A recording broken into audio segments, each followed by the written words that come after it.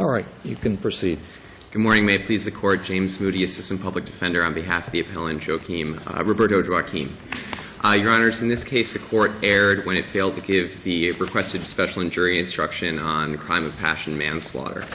The law is abundantly clear in this case that the standard jury instruction for second-degree murder does not adequately cover the defense of a crime of passion manslaughter, and that special jury instruction is absolutely warranted. And the State really doesn't take issue with that in their brief.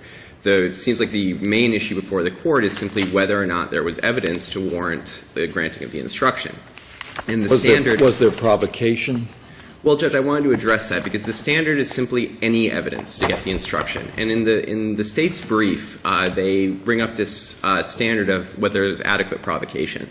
That's the standard for a judgment of acquittal, and that's the difference between Palmore and Paz. And Palmore was a case about the failure to give the jury instruction, and Palmore makes abundantly clear that the appropriate standard is any evidence. In Paz, you've got a situation where they're looking for a judgment of acquittal, and in Paz, the standard was if there was adequate provocation. There are two completely different things. One is one is the question for the jury, which is ultimately, was the crime a crime of passion? Was there adequate provocation which would overcome someone's rational mind? The question in Palmore, simply to get the instruction, is, was there any record evidence to allow the jury to consider the ultimate question? What was the theory of defense at trial? It was an alternate theory, Judge. They were arguing self-defense, and they were also arguing the alternative crime of passion manslaughter. And turning to the evidence of the crime of passion, which would warrant the instruction, going back before the killing took place, you have a situation where Roberto is speaking to his friend, Mr. Jaquis, at the hotel where he was employed. He's telling Mr. Jaquis that he suspects his wife of cheating on him. He knows she has another boyfriend. He calls her. He says, "Are you going to work today?" This is the morning of the killing. She says, "Yes, I'm going to work." He calls work. She's not there. He calls back. He's upset. He's caught her in a lie. She says, "Come on over and we'll discuss it." He shows up. He immediately says, "I don't want a problem with your boyfriend." So he knows that her boyfriend might be there. She invites him in. There's some conflicting testimony in his statements, but what we ultimately know is that he's going over with the suspicion that his wife is cheating on him. He explains to the officers that he even thinks he knows who it is, that it's her former lover, who she speaks with on a near nightly basis, whispering into her phone. So you have the classic setup here of the marital infidelity. She starts claiming she's going to kill herself. She has a kitchen knife. She's turning it on herself. She's turning it on him. And again, the testimony is somewhat conflicted in that. But ultimately, you have this very tense situation. She's threatening to kill herself. She's threatening to kill herself and blame it on him. She's putting a knife to him. He's fighting with her with a knife. His hand is cut. And then he stabs her.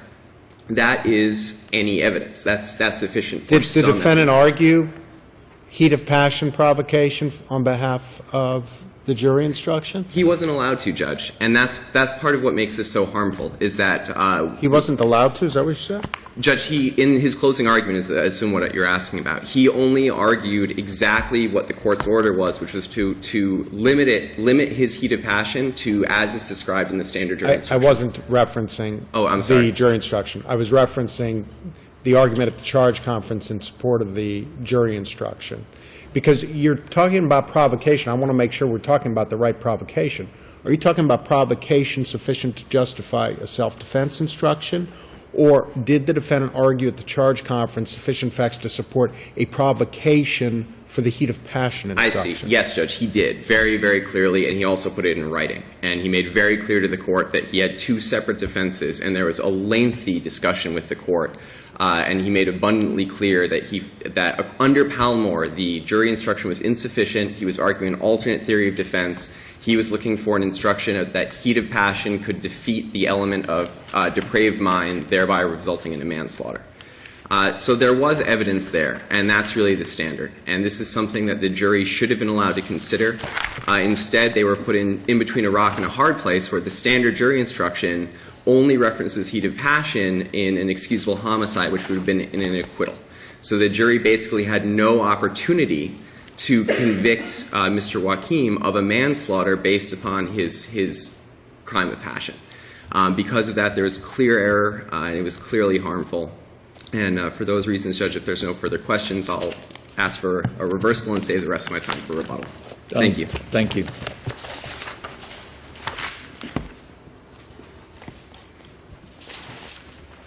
May it please the Court, my name is Robert Biswas, on behalf of the Attorney General's Office, on behalf of the appellee of the State of Florida. Please to address Judge Emis's point, it's the State's position that these facts involving jealousy, a relationship with another man, things of that nature was not, in fact, argued at the charge conference. What was argued at the charge conference was that the provocation was the act of being stabbed by the victim. And these facts regarding jealousies or perhaps extramarital relationships, I don't know what the status of the relationship was not specifically argued at the charge conference. So you're suggesting that the only provocation relied upon at the charge conference was a provocation for an assertion of self-defense? That's what they argued in support of a heat of passion defense, but it's our position that specific factual scenario is not heat of passion. So the only provocation they argued was he acted the way he did because he got cut by the knife? Yes. Not he acted the way he did because of the jealousy, the extramarital affair, his knowledge of what was going on, et cetera. Correct. And the record will support. Yes, that my careful review of the record would support that, yes, Your Honor. And if there are not any further questions, I would respectfully request an affirmance. Thank you. Rebuttal? Yes, Judge. With regard, and I just want to make sure it's clear, there were two separate arguments made during the charge conference regarding the cutting of the knife. One was going to the primary defense of self-defense. One was going to the secondary defense of manslaughter. So that issue was preserved. As to specifically what facts trial counsel used to support that argument, opposing counsel is correct. He used the getting cut by the victim. Stabbed. Excuse me? The act of being stabbed. Yes, and I have 2 points on that. One, that alone satisfies the requirement to give the jury instruction. That alone is some evidence to support this crime of passion defense. And again, the standard in Palomar is very clear. Where the issue here on appeal is not saying there was an error for not granting the judgment of acquittal.